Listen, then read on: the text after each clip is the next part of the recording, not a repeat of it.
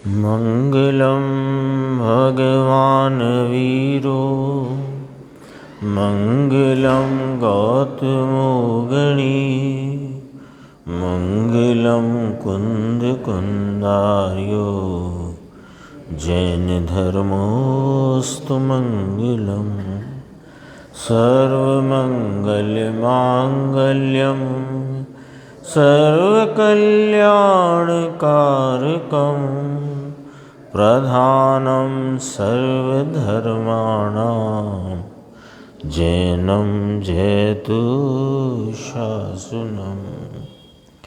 मैं नमो तीर्थनायक को, नमो ओंकार वाणी को, नमो उन कुंद प्रभु को जिन्होंने ओंकार धारण की। अहो उपकार जिनवर का, कुंद का दिव्य वाणी का, जिन कुंद ध्वनि दाता उन कहान स्वामी का। चिदानंदिक रूपाए जिनाए परमात्मने, परमात्म प्रकाशाय नित्यं सिद्धात्मने नमः। आचार्य योगेंद्र देव कृत परमात्म प्रकाश नाम का ग्रंथ, और इस पर गुरुदेव श्री की अपन स्वाध्याय सुन रहे हैं। प्रथम महाधिकार की 107 नंबर की गाथा आज गुरुदेव श्री का व्याख्यान उस पर चला। जिस प्रकार अपन 30 मिनट का सुनते हैं तो आज भी चलेगा, कल भी चलेगा, और आगे भी 107 नंबर की गाथा का विस्तार आएगा। गंभीर गाथा है, और जो धर्म के 10 लक्षण के संदर्भ से गुरुदेव का जो व्याख्यान चलता है उसमें आज उत्तम आकिंचन धर्म की चर्चा आई थी। पहले अपन थोड़ा सा ये देख लेते हैं, फिर 107 गाथा प्रारंभ करेंगे। पेज नंबर है 394, है ना। ये कहा कि अतीन्द्रिय ज्ञान जिसने प्रकट किया, उत्तम आकिंचन धर्म है ना। और ये सभी धर्म मुनि राजों की भूमिका में, यह ऐसे जो आत्म आराधक मुनिराज की भूमिका में हैं उनको ये धर्म सहज वर्तते हैं। तो उसका यहाँ वर्णन है कि ऐसा अतीन्द्रिय ज्ञान जिसने प्रकट किया, 6वें गुण स्थान में मुनि, सच्चे मुनि हैं, वे निर्ग्रंथ होते हैं। यानी मुनि की व्याख्या कि 6वें 7वें गुण स्थान में झूलने वाले 3 कषाय चौकड़ी की अभाव रूप प्रचुर स्वय संवेदन दशा में वर्तते हैं, वे मुनिराज हैं, वे निर्ग्रंथ होते हैं। यहाँ से बात है, उत्तम अकिंचन की बात है ना। अकिंचन यानी किंचित भी परिग्रह नहीं जिनको। आ माने नहीं, किंचन माने किंचित भी। तो किंचित भी परिग्रह नहीं, ऐसे अकिंचन। तो परिग्रह मात्र बाह्य वस्तुएं ही नहीं है, राग भी परिग्रह है ना। तो उसको भी जिन्होंने छोड़ा है, और जिसको छोड़ने से, जिसके नष्ट होने से उनकी परिणति में 3 कषाय की अभाव रूप वीतरागता वर्तती है, तो वे निर्ग्रंथ होते हैं। देखो कहा, आत्मा के हित में ही निरंतर लगे रहते हैं। कितने शब्द आए? आत्मा के हित में, फिर ही कार आया, उसमें ही, यानी अन्य कोई कार्य नहीं, और निरंतर लगे रहते हैं। निरंतर आत्मा के हित में ही निरंतर लगे रहते हैं। आत्मा आनंद स्वरूप में मुनि, वह तो अंतर आनंद में ही सदा रमते हैं। फिर कहा, जो सुंदर चारित्र के धारण करने वाले हैं। ये चर्चा गुरुदेव पद्मनंदी पंचविंशति के आधार से कर रहे हैं। देखो, जो सुंदर चारित्र के धारण करने वाले हैं। सुंदर चारित्र का अर्थ किया अंतर शांति शांति शांति, वीतराग स्वरूप उपशम चारित्र। उपशम अर्थात स्थिरता उस चारित्र के धारक है। तथा अब बाह्य की बात करी है ना, अंतरंग की बात की, शांति शांति शांति, वीतराग स्वरूप उपशम चारित्र यानी स्थिरता उस चारित्र के धारक हैं। तथा घर स्त्री पुत्र आदि को छोड़कर मोक्ष के लिए तप करते हैं। तप करते हैं यानी आत्म ध्यान करते हैं, अपने स्वरूप में तपते हैं। तपते हैं अर्थात ध्यान करते हैं। वे मुनि संसार में विरले ही हैं। ये पद्मनंदी पंचविंशति में पाठ है। ऐसे मुनि जो निरंतर आत्मा के हित में ही लगे रहते हैं, जो सुंदर चारित्र को धारण करने वाले हैं, जिन्होंने बाह्य में घर स्त्री पुत्र आदि को छोड़कर आत्म ध्यान में ही तल्लीन रहते हैं, ऐसे मुनि संसार में विरले ही हैं। ऐसे मुनि मिलना विरल है और इस काल में तो महादुर्लभ है। समझ में आया? शास्त्र में तो ऐसा लेख है, शास्त्र में लेख है। ये पद्मनंदी आचार्य ने लिखा। ये उस समय पद्मनंदी पंचविंशति शास्त्र है कि 1 2 3 मुनि कोई हो। मुनि यानी नग्नता का नाम तो मुनि नहीं है। नग्नता मुनि का लक्षण नहीं। सुनना जरा, मुनि है उनके नग्नता होती है। फर्क आया ना बात में? नग्नता वह मुनि का लक्षण नहीं है, पर जो मुनि हैं अंतर में जिनके 3 कषाय चौकड़ी की अभाव रूप वीतरागता की प्रचुर धारा, स्वयं संवेदन रूप प्रचुर आनंद वर्तता है, जो वीतरागी चारित्र में वर्तते हैं। इसी में लिखा ना, देखो, आत्मा के हित में ही निरंतर लगे रहते हैं।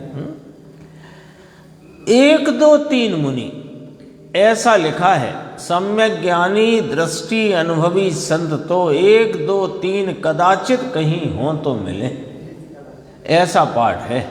इसका अर्थ थोड़े हैं ऐसा लेना। 1 2 3 ऐसी गिनती आई तो न कोई 1 आई, न 2 आई, न 3, तो 1 2 3 माने 2 4 अपन जैसे बोलते हैं, यानी थोड़े हैं। मोक्ष मार्ग प्रकाशक में भी स्पष्टीकरण है, बहुत थोड़े कोई हों, ऐसे करके पंडित जी ने लिखा है। और देखो, इसी की एक गाथा की चर्चा और भी आई यहाँ, दूसरी गाथा, पेज नंबर 95। समस्त शास्त्रों को जानने वाले वीतराग देव ने अपनी आत्मा से समस्त वस्तुओं को भिन्न जानकर सबका त्याग कर दिया है ना। ये मुनिराज की बात है। वीतराग देव माने मुनिराज। समस्त शास्त्रों को जानने वाले वीतराग देव ने अपनी आत्मा से समस्त वस्तुओं को भिन्न जानकर सबका त्याग कर दिया है। अकेली नग्न दशा, वस्त्र का टुकड़ा भी नहीं और अंदर में राग का कण भी नहीं। अकिंचन, किंचन, किंचित राग का अंश भी नहीं और बाहर से वस्त्र का टुकड़ा भी नहीं। ये निमित्त नैमित्तिक भाव स्वतः खड़ा हुआ है। कैसा कि अंतरंग में राग का अंश भी नहीं है ना।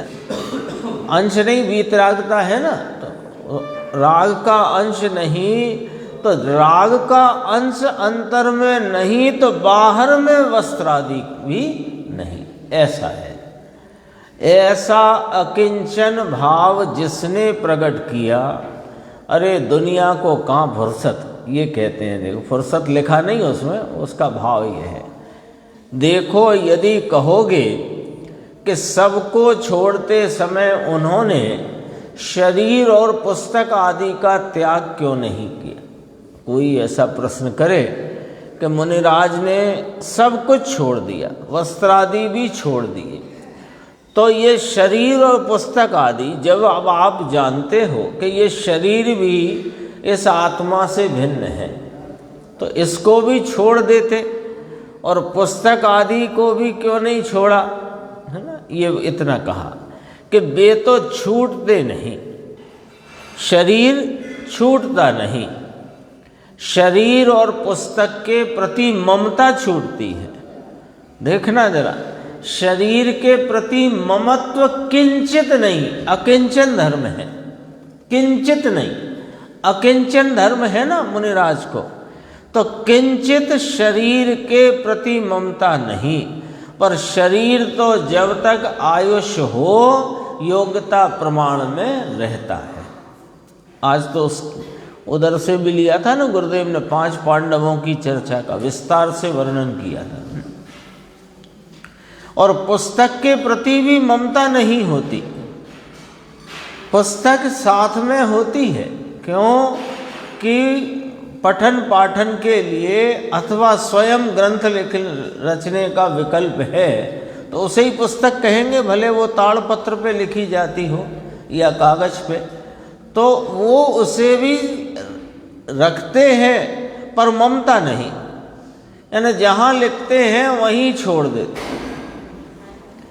वो तो अपने भाग्य होते हैं, तो वहाँ रहे श्रावक उनको एकत्रित करते हैं, क्रमवार जमाते हैं और अपने को मिल जाती है। ममता नहीं है, आयुष हो तब तक शरीर छूटता नहीं।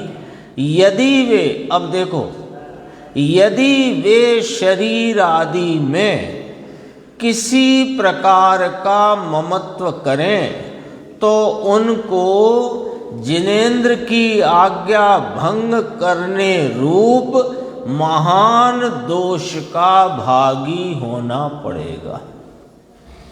जरा सा भी ममत्व हो शरीर के प्रति, शरीर हो और शरीर को टिकाए रखने के विकल्प से आहार आदि भी हो, लेकिन ममत्व ना हो, और ममत्व हो तो जिनेंद्र आज्ञा भंग करने रूप महान दोष का भागी होना पड़ेगा।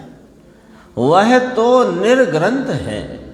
निर्ग्रंथ का अर्थ समझो, है ना। हमारे तो निर्ग्रंथ मुनिराज हैं, हमारे मुनिराज निर्ग्रंथ हैं। निर्ग्रंथ का अर्थ तो समझो, अर्थात शुभ भाव जो राग है वह ग्रंथ है, उसमें से भी अंदर में निकल गए जिनकी निर्ग्रंथ दशा अंतरंग में वर्तती है। वीत राग भाव जिनकी पर्याय में अवस्था में हिलोरे मारता है, हिलोरे मारता है, जैसे पानी हिलोरे मारता है ना, समुद्र में हिलोरे आती है ना एकदम तेजी से, ऐसे अंदर में वीतरागता, शांति और आनंद हिलोरे मारता है, उन्हें मुनिराज कहते हैं। ये चर्चा अकिंचन धर्म के संदर्भ से आई। अपन आते हैं और 107 गाथा का पाठ करते हैं। देखो 392 नंबर पेज है। अपाणाण हम गम पर प्राणु वियाण जेण तिण्य विमिल विजाणित हम अपाणाणे तेण। ज्ञान गम ही है यह आत्मा, क्योंकि ज्ञान ही ज्ञान करे। इसीलिए तुम तीन छोड़कर ज्ञान भाव से आत्म लखो। कितनी सुंदर गाथा है। प्रश्न किया था प्रभाकर भट्ट ने कि जिस ज्ञान में क्षण भर में आत्मा ज्ञात हो जाता है वह ज्ञान मुझ में प्रकाशित करो, यानी मुझे बतलाओ। उसके उत्तर स्वरूप 5, 6 और 107 ये गाथाएं उसके उत्तर स्वरूप चलती हैं। देखो आत्मा, ऊपर देखो, अब आगे आत्मा का स्वरूप दिखलाते हैं। कितना क्या कहा है आत्मा के स्वरूप में कि आत्मा परम ज्ञानस्य गम्य, आत्मा नियम से ज्ञान के गोचर है, नियम से ज्ञान के गोचर है, और कोई रीति इस आत्मा को प्राप्त करने की नहीं। पूछा था ना साहेब, जिस ज्ञान में ये आत्मा क्षण भर में ज्ञात हो जाता है, अनुभव आस्वाद रूप हो जाता है, वह ज्ञान मुझ में प्रकाशित करो, नाम बतलाओ। तो कहते हैं कि वह नियम से, आत्मा नियम से ज्ञान के गोचर है। इसका अर्थ आ गया कि राग के गोचर नहीं है, आ गया ना। और शब्दातीत है, शब्द से भी ज्ञात नहीं होता। यानी शास्त्रों में वाचक रूप शब्दों से वाच्य रूप आत्मा का विस्तार से वर्णन तो किया गया है, और उन शब्दों के द्वारा आत्मा और अनात्मा का स्वरूप बतलाया गया है, लेकिन उन शब्दों से आत्मा ज्ञात नहीं होता। एक दूसरे उस संबंधी राग से, अथवा जिन्होंने आत्मा की पूर्ण दशा को प्राप्त किया है और जो उस मार्ग पर प्रवर्तमान हैं, ऐसे पंच परमेष्ठियों के प्रति के राग से भी आत्मा गोचर नाम गम्य, नाम आस्वाद रूपता से प्राप्त नहीं होता। इतनी बात है। आत्मा नियम से ज्ञान के गोचर है। ज्ञान गोचर वस्तु कैसी कि ज्ञान स्वभावी आत्मा ज्ञान लक्षण से लक्षित होने वाला ज्ञान गोचर है ना। आत्मा का स्वरूप कैसा कि ज्ञान स्वरूपी। कैसे लक्षित होगा कि ज्ञान लक्षण से। कौन लक्षित करेगा कि ज्ञान, ज्ञान गोचर कहा ना, राग गोचर नहीं, शब्द गोचर नहीं, वचन गोचर नहीं। वचनातीत और रागातीत विकल्पातीत वस्तु तत्व आत्मा ज्ञान गम्य है। आत्मा नियम से ज्ञान के गोचर है, क्योंकि ज्ञान ही आत्मा को जानता है। ज्ञान ही ज्ञान स्वरूपी आत्मा को ज्ञान लक्षण से जानकर उस आत्मा के आनंद आदि भावों के पवित्रता का आस्वादन करता है। इसलिए हे प्रभाकर भट्ट, तू त्रीणी अपि मुक्तवा, पिछली गाथा में आया था त्रिण्यपि त्यक्तवा, अब इसमें लिया त्रीणी अपि मुक्तवा। तीन कौन? धर्म, अर्थ, काम। इसकी व्याख्या हो चुकी है। धर्म माने पुण्य भाव, शुभ राग। अर्थ माने सांसारिक प्रयोजन संबंधी विकल्प। काम माने विषयों की अभिलाषा। आ गया ना। तो धर्म, अर्थ, काम, इन तीनों ही भावों को छोड़कर लो। पिछली गाथा में आया था मुनि धर्म, वह धर्म रूप पुण्य है, उसको त्यक्तवा, छोड़कर आत्मा की पूर्ण प्राप्ति होती है। यहां भी कहा धर्म, अर्थ, काम, इन तीनों ही भावों को छोड़कर ज्ञानेन आत्मानम जानी ही, ज्ञान से निज आत्मा को जानो। देखो भावार्थ बहुत ही, इसका टीका बहुत गंभीर है। निज शुद्धात्मा ज्ञान के ही गोचर नाम जानने योग्य है। क्योंकि अब यहां से देखना, पहला एक एक बिंदु ख्याल में रखना है बराबर से।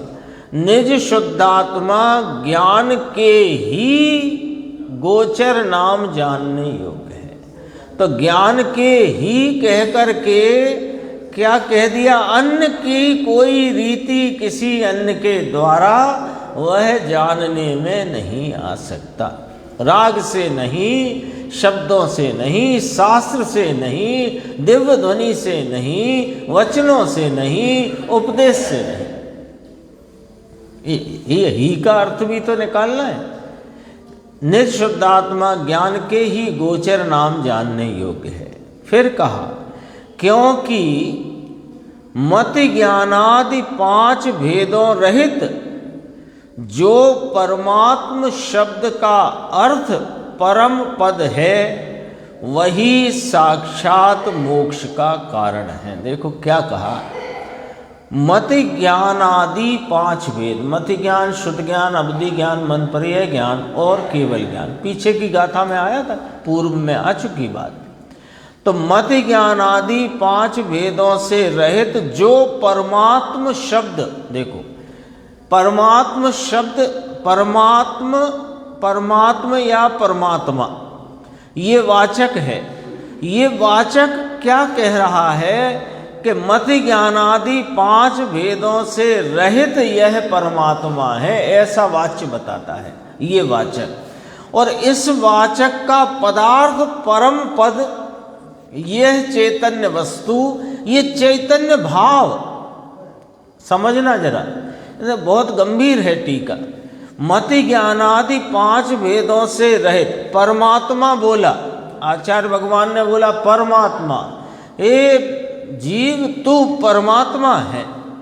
तो इसका अर्थ क्या आया? ये वाचक आया ना परमात्मा, तो वाच्य क्या आया कि मत ज्ञानादि 5 भेदों से रहित अभेद ज्ञान स्वरूपी वस्तु हो तुम। तो वह कैसा है कि वह परम पद स्वरूप है।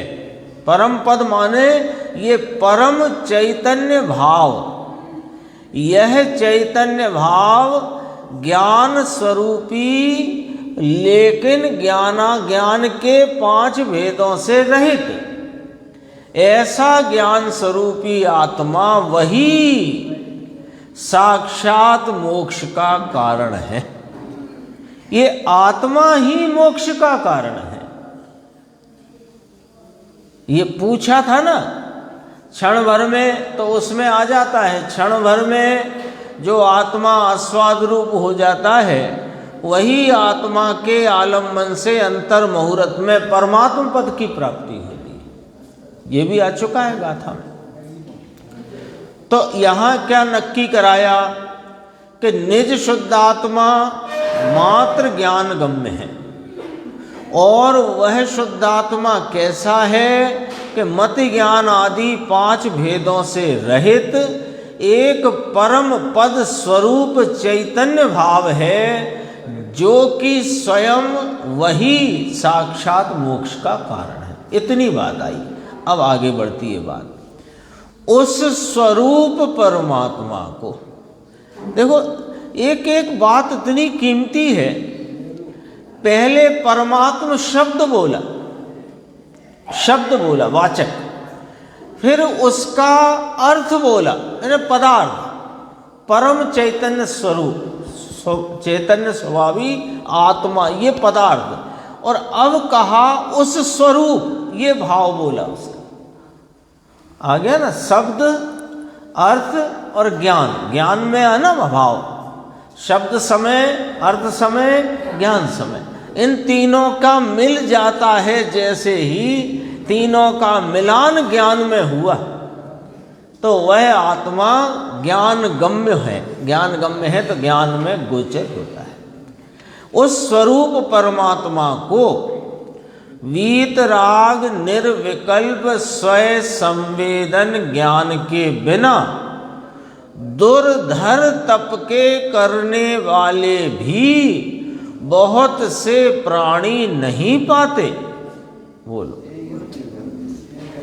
इस चैतन्य भाव को वीतराग निर्विकल्प स्वयं संवेदन ज्ञान के बिना चाहे कितना ही कठिन तप करते हो, दुर्धर तप, कितना ही कठिन, कितना कठिन कि काया सूख कर बिल्कुल समझो ऐसी हो जाए, और एकदम बहुत बाह्य तप बहुत उग्र हो, बाह्य तप, अंतरंग में तो है ही नहीं ना मामला, बाह्य तप कितना ही उग्र हो, किंतु उस आत्मा का स्वरूप वे अपने ज्ञान में गम्य नहीं कर पाते।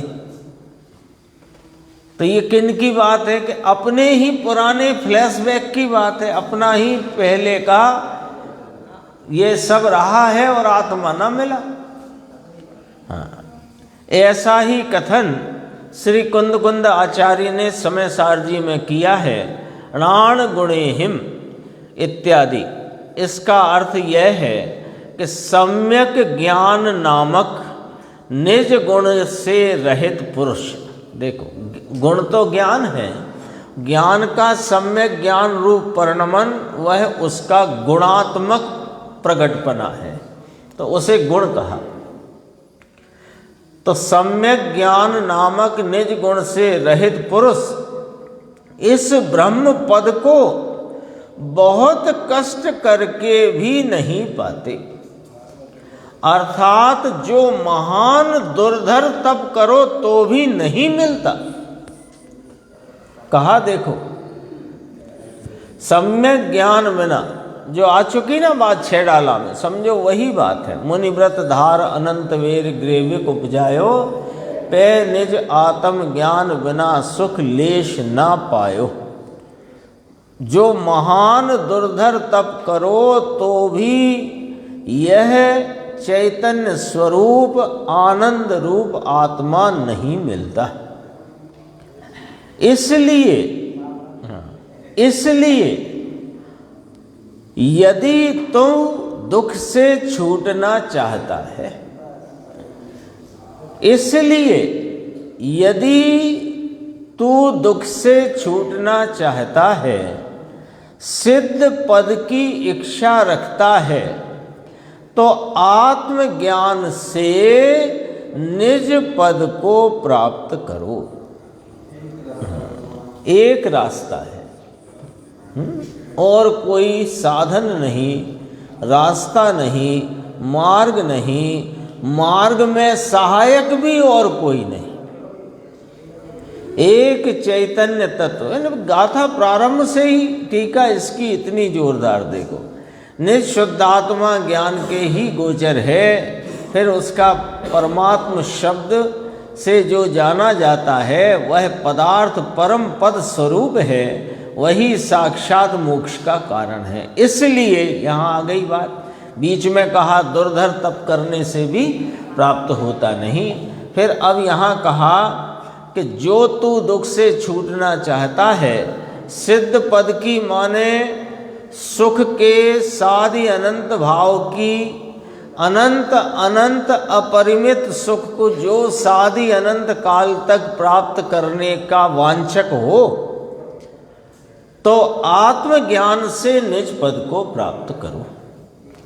यहाँ सारांश यह है कि जो धर्म अर्थ काम आदि सब पर द्रव्य की इच्छा को छोड़ता है, वही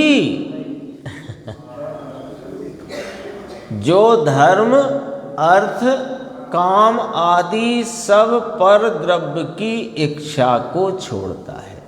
धर्म नाम शुभ भाव, अर्थ नाम सांसारिक प्रयोजन के विकल्प, काम नाम विषयों की अभिलाषा रूप अशुभ भाव। ठीक है, तीनों आ गए। ये सब पर द्रव्य हैं, ये शुद्धात्म द्रव्य नहीं, शुद्धात्म द्रव्य के नहीं, इनकी इच्छा को छोड़ता है। पॉइंट अच्छे से समझना, पुण्य भाव को छोड़ता है वो तो छूटता है, पर इच्छा छोड़े तो छूटे। इच्छा करे पुण्य भाव की और फिर कहे कि पुण्य छूटकर मुझे मोक्ष की प्राप्ति हो जाए, तो कहा कि अनंत काल में भी नहीं होगी। तो देखो इसमें बहुत अच्छी चर्चा है नीचे। अभी तो इतनी ही बात सामने आई कि धर्म अर्थ काम आदि सब पर द्रव्य की इच्छा को छोड़ता है।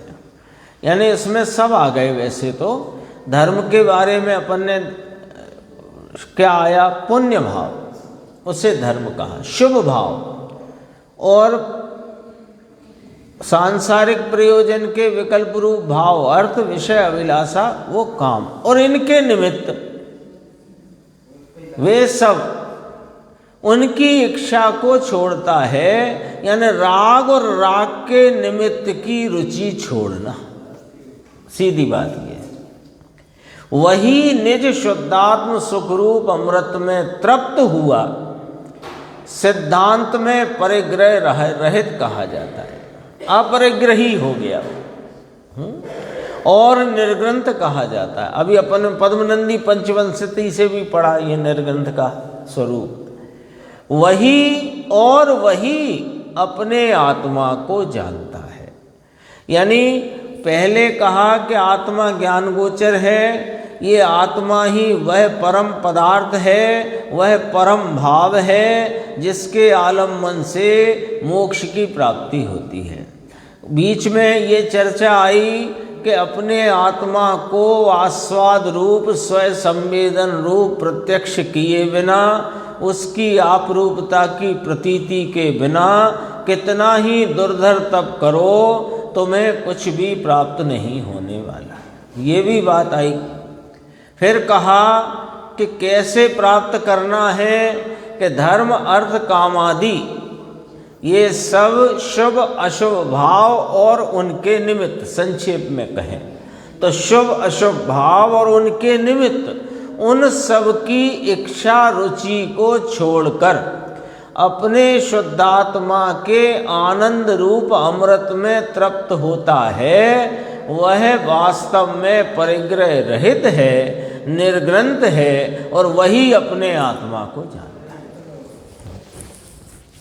इसका अर्थ क्या निकल आया कि जो भले बाह में घर परिवार दुकान जमीन जायदाद का त्याग करके जंगल में रहता हो, नग्नता हो, वस्त्रादि का भी त्याग किया हो, लेकिन राग की रुचि और राग की महिमा में पड़ा है, वो सग्रंथ है, निर्ग्रंथ नहीं। परिग्रही है, अपरिग्रही नहीं। लो, उसके तो वस्त्र का एक धागा भी नहीं, घर द्वार नहीं, जंगल में कहीं कोटर में वृक्ष के नीचे कंदराओं में रहता है। आप कहते हो कि वह परिग्रही है, कि हाँ, उसने आत्मा का जो भाव नहीं, आत्मा के आश्रय से जो उपजता नहीं, ऐसे राग रूपी भाव को अपना बनाकर रखा है, वह सग्रंथ है, परिग्रही है। इतनी बात है। और अभी और बात है, देखो, ऐसा ही समय सार में कहा है, अपरिग्रहो इत्यादि। दो गाथाएं समय सार की यहाँ संदर्भ रूप से चर्चा में इस टीका में आई है। इसका अर्थ ऐसा है कि निज सिद्धांत में, जिन सिद्धांत है वो, जिन सिद्धांत में परिग्रह रहित और इच्छा रहित को ज्ञानी कहा गया है, जो धर्म को भी नहीं चाहता है वो ज्ञानी है। बोलो, जिन सिद्धांत में कहा कि परिग्रह रहित इच्छा रहित जो है वो ज्ञानी है, वह ज्ञान स्वरूपी आत्मा का आराधक है, और वह अल्पकाल में पूर्ण लाभ को प्राप्त करेगा।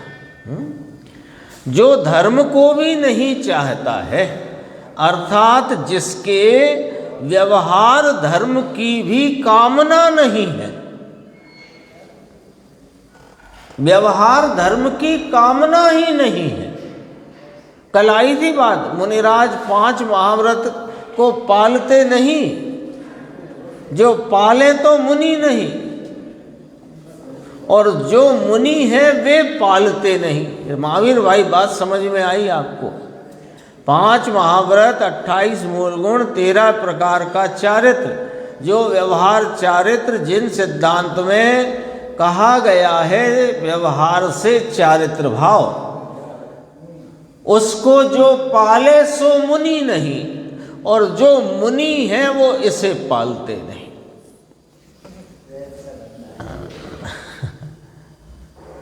पाले यानी कि उसकी कामना करे, और जिसे व्यवहार धर्म की कामना है उसका नाम अज्ञानी कहा है जिन सिद्धांत में। लो, ज्ञानी किसे कहा अंकुर भाई, किसे कहा ज्ञानी? कि जिसे व्यवहार धर्म की भी कामना नहीं है। जितना जिनागम में व्यवहार धर्म के रूप में जिन राग भावों का वर्णन पूरे चरणान योग आदि सभी ग्रंथों में आया हो, उसमें से किसी एक भाव की भी कामना करे वो ज्ञानी नहीं। निश्चय धर्म में परिणमित है, कामना आत्मा की है, आत्मा का वांछक है।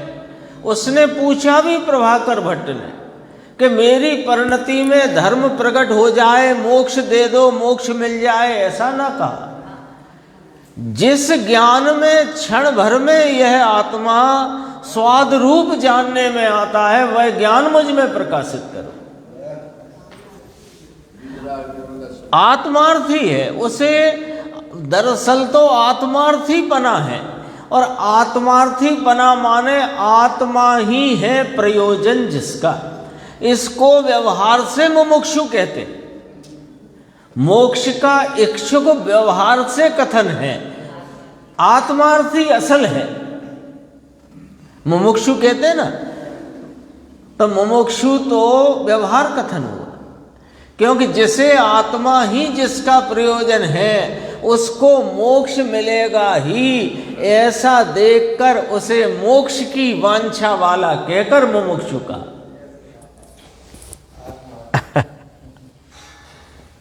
देखो, मोक्ष की वांछा हो तो पर्याय की वांछा है, और पर्याय की वांछा वाला तो ज्ञानी नहीं है, आत्मार्थी नहीं है।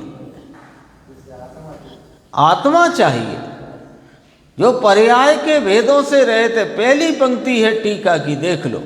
मति ज्ञानादि 5 भेदों से रहित जो परमात्म शब्द का अर्थ पदार्थ परम पद है, वही साक्षात मोक्ष का कारण है। अब मोक्ष तो हो गई, उससे होगा ही, ये रख करके मुमुक्षु कहते हैं, है तो आत्मार्थी।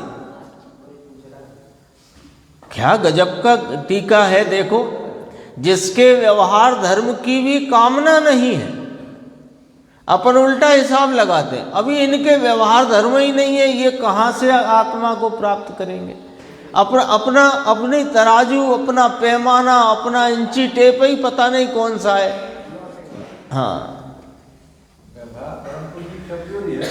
व्यवहार धर्म तो कमजोरी में उठने वाला ऐसा भाव है कि जिसे उत्पन्न करना चाहते नहीं, रखना चाहते नहीं, आ पड़ता है, और उसका इलाज स्वरूप के आलम्बन से करते हैं। एक ही इलाज है उसका, और जिसके व्यवहार धर्म की भी कामना नहीं है, उसके अर्थ तथा काम की इच्छा कहाँ से होए?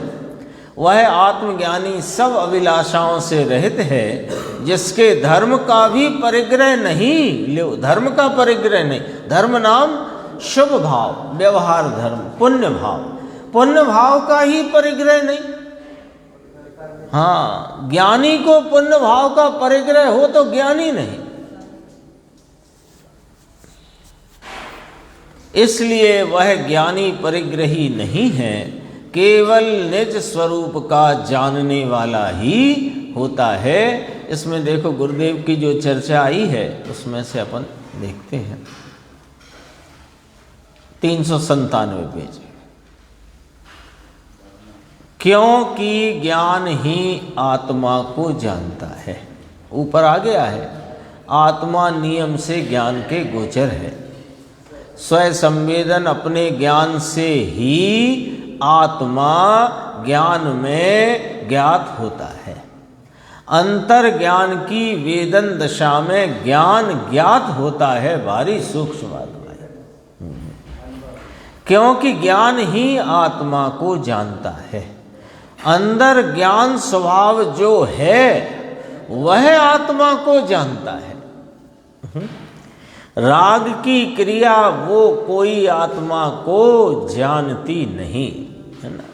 अरे आत्मा के संबंध में विचार रूप उत्पन्न जो राग है वो भी आत्मा को नहीं जानता। शिष्य को उत्तर देते हैं, हे प्रभाकर भट्ट, तू धर्म अर्थ काम इन तीनों ही भावों को छोड़कर, धर्म कौन? पुण्य, ये 5 महाव्रत और 12 व्रत भक्ति और पूजा। देखो इधर से कहा 5 महाव्रत मुनिराज की भूमिका, 12 व्रत श्रावक की भूमिका, भक्ति पूजा अविरति सम्यक दृष्टि की भूमिका। गुरुदेव की भाषा तो देखो कैसी है, व्यवस्थित, बिल्कुल व्यवस्थित।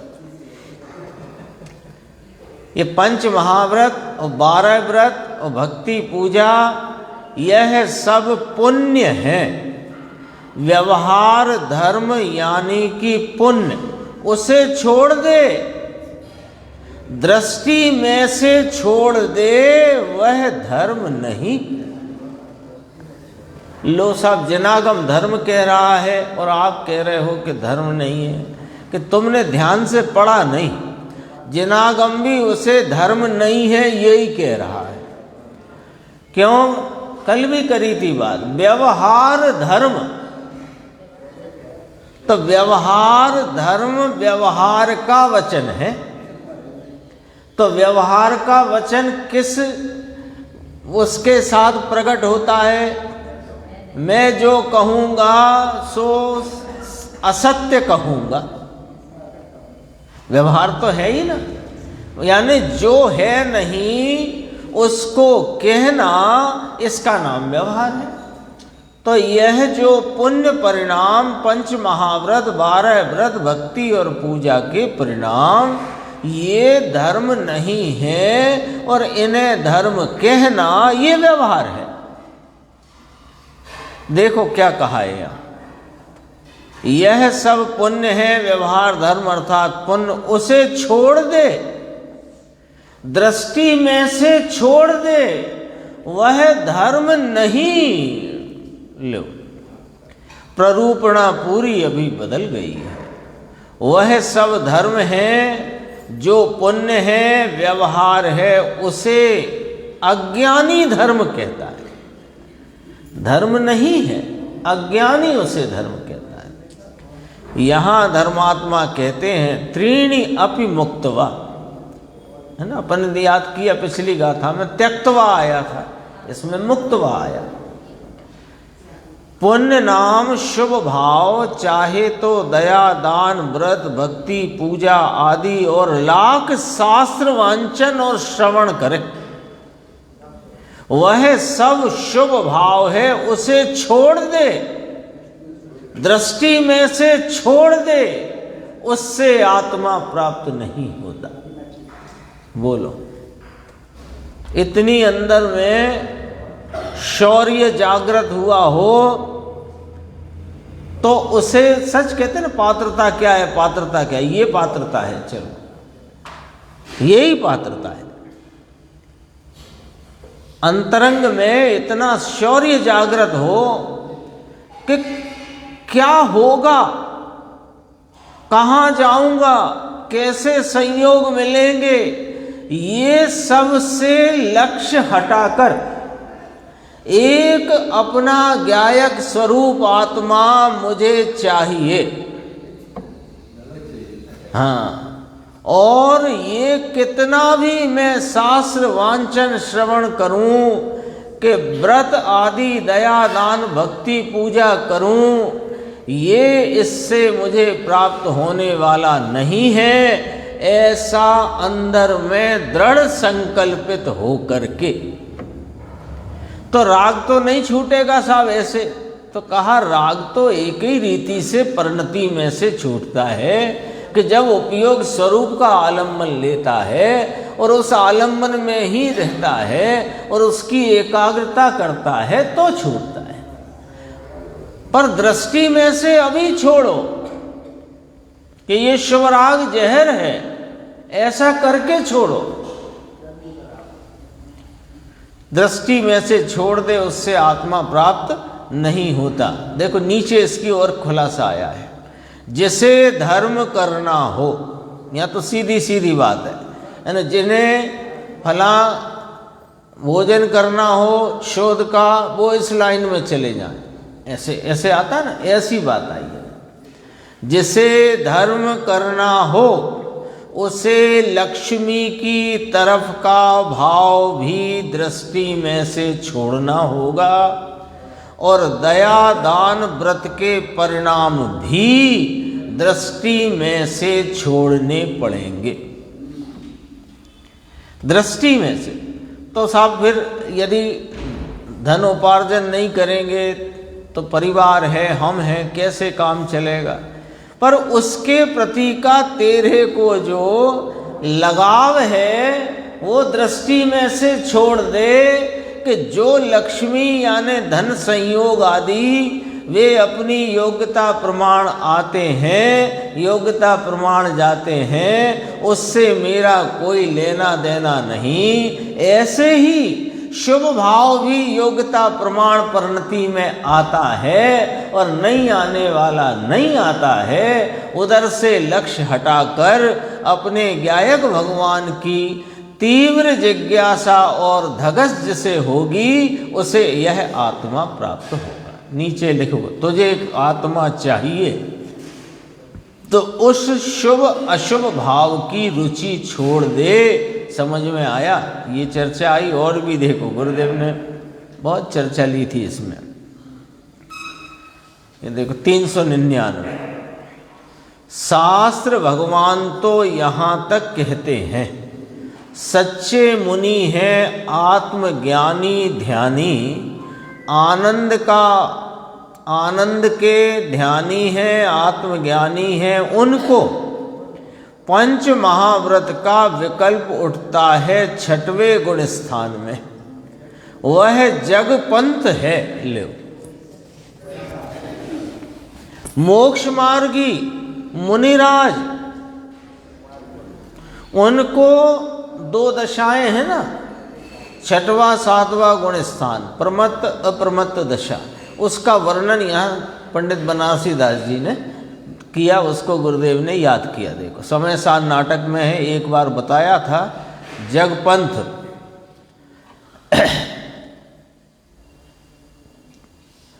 जिसे आनंद का नाथ जाग जाग जगा है, ग्रंथि भेद राग की एकता टूट गई है और स्वभाव आनंद के नाथ की जागृत दशा, चारित्र की रमणता आनंद की प्रकट हो गई है, उसको भी जरा पंच महाव्रत के विकल्प आते हैं, वह जगपंथ है, मोक्ष का पंथ नहीं। लो यहाँ सारा स्पष्ट है। 6वें गुण स्थान में जो मुनिराज शुद्ध उपयोग से च्युत होकर थोड़े काल के लिए 6वें गुण स्थान की भूमिका में आते हैं, वहाँ जो 5 महाव्रत 28 मूल गुण 13 प्रकार के चारित्र का विकल्प उठता है, वह जगपंथ है, वह मोक्ष का पंथ नहीं। अरे मुनिराज हैं साहब वो, और 3 कषाय चौकड़ी की अभाव रूप दशा में वर्तने वाले, पल 1 मिनट में अनेकों बार शुद्ध उपयोग दशा में वर्तने वाले, उनकी बात के पूछ रहे हैं हम आपसे। वे तो मोक्ष मार्गी है ना, कि हाँ वे मोक्ष मार्गी तो है, लेकिन वे जितना इस चारित्र रूपी विकल्प में आते हैं उतना संसार मार्ग वर्तता है। इसमें लिखा देखो, ता कारण जग पंथ इत, इत माने इधर छठवां गुण स्थान, उत शिव मार्ग जोर। दो पंक्ति में बात है, ता कारण जग पंथ इत, उत शिव मार्ग जोर, और परमादि जग को धुके। परमादि माने प्रमत्त गुण स्थान की अवस्था, जग को धुके माने संसार की ओर की तरफ मुख है उनका। अपरमादि शिव ओर, अप्रमत्त भाव में है वे, शिव नाम मोक्ष की ओर है। इतना स्पष्ट बनारसी दास जी ने लिया है। फिर इसके बाद ये पांडवों वाली चर्चा इसमें आई थी और अभी यहीं तक चला है अपना आज का, है ना। हाँ हाँ, देखो इसमें थोड़ा सा अपन देख लेते हैं, बस ये एक बात देखते हैं।